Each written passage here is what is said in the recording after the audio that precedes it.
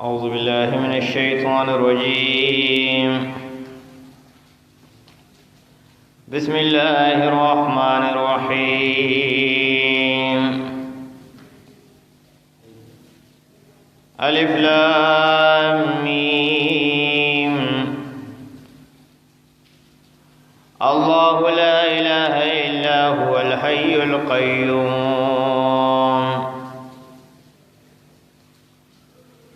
نزل عليك الكتاب بالحق مصدقا لما بين يديه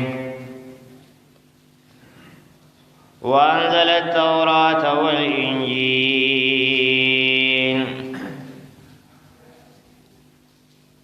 من قبل هدى للناس وأنزل الفرقان. إن الذين كفروا بآيات الله لهم عذاب شديد والله عزيز ذو انتقام. صدق الله العظيم.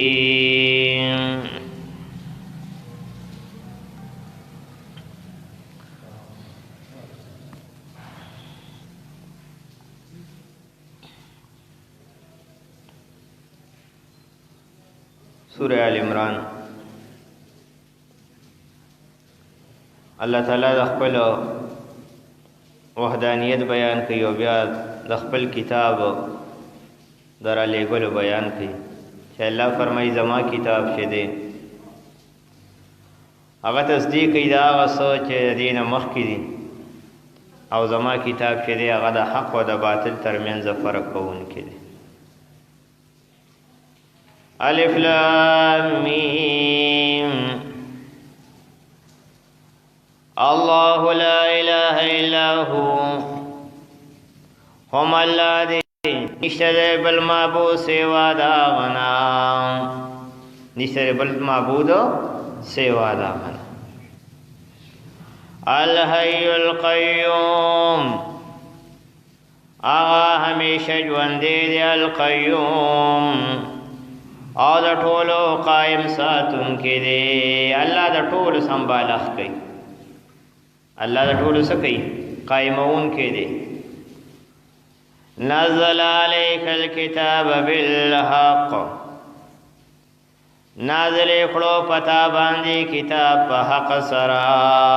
الله فرمایي موږ په حق سره تا باندې د خپل کتاب او مبارک کتاب څخه نازل. هغه کتاب کې لوستلم برکت دی، اورېدلم برکت دی او کتلم ورته څه دی؟ کتلم برکت دی، راغشتلم برکت دی او کېښودلم څه دی؟ برکت دی. مصدقا لما بین یدیه. تصدیق کوونکی د هغه کتابونو بین یدیه چې وړاندې د ده نه وو. دا الله کتاب وی چې مخکنی ټول کتابونه د الله څه دي؟ کتابونه دي. وانزل التوراة والانجیل. او نازل کړی دی تورات او انجیل من قبل لدین وړاندې. الله فرمایي د دې ښکلي کتاب مبارک کتاب نه مخکې مونږه تورات او انجیل څه کړو؟ نازل کړو. هدی للناس. هدایت د خلقو لپاره. هدایت د سره چا لپاره؟ د خلقو لپاره. ولې الله تعالی اول انسان پوهیږي. انسان څه کوي؟ پوهیږي چې دا حلال دي دا حرام دي دا د کفر لاره ده دا د ایمان لاره ده. دا به کول غواړي او د دې نه به ځانه بچ کول غواړي. او چې نه پوهیږي نه الله ول اول مهلت ورکړي او بیا څه کوي؟ بیا راونیسي. وانزل الفرقان. او نازل کړو په حق او په باطل کې فرق کوونکی کتاب. الله فرمایي موږ قرآن شریف نازل کړو په غار حرا کې په نبی علیہ السلام باندې 15 آیاتونه څه شو؟ نازل شو. سلسله شروع شوه. 30 کاله کې هغه سلسله څه شوه؟ اختتام ته ورسېد.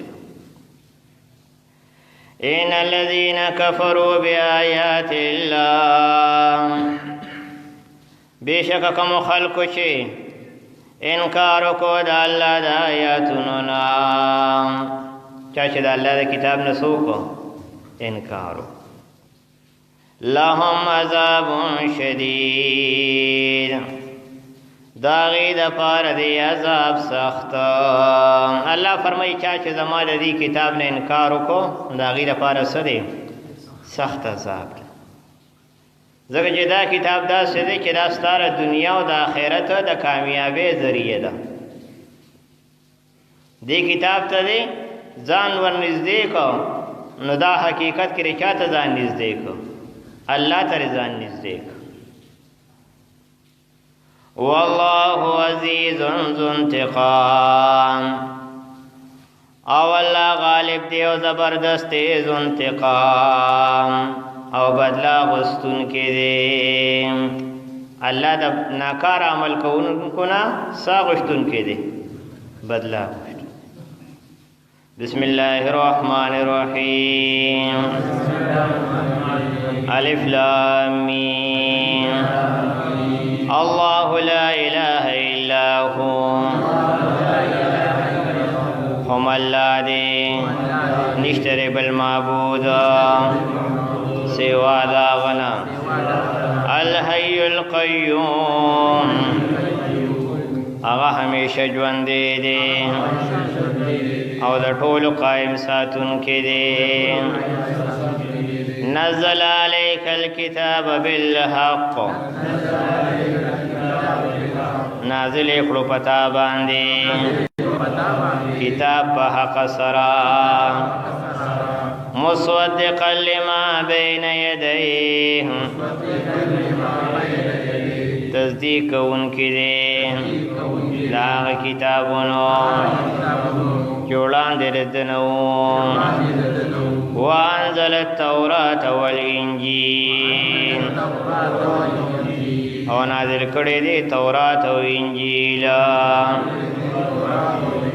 من قبل د دین وړاندې هدى للناس هدایت د خلقو د پاره هدایت د چا لپاره د خلقو د پاره خدا الله دا کتاب داسې کتاب د قرآن شریف چې پدې کې څوک کمی او زیاتې نور آسمانی کتابونه یو اوس په صحیح حالت کې په دنیا کې نشته ځکه هغه ظالمانو یهود خپل کتاب سره او عیسایانو خپل کتاب سره چې سبه خوخو ځان یې پکې څه کولو کمی او زیاتې به کو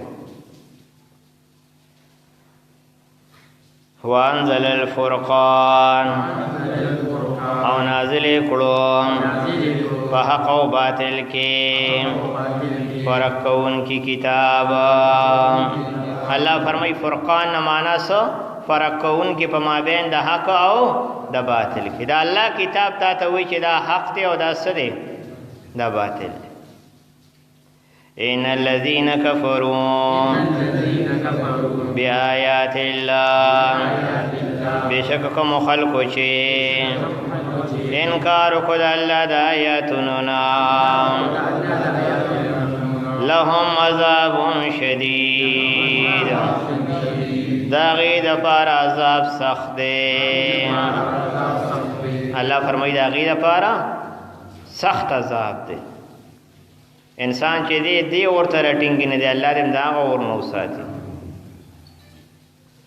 والله عزیز ذو انتقام او الله غالب دی او بدلا غستون کې دی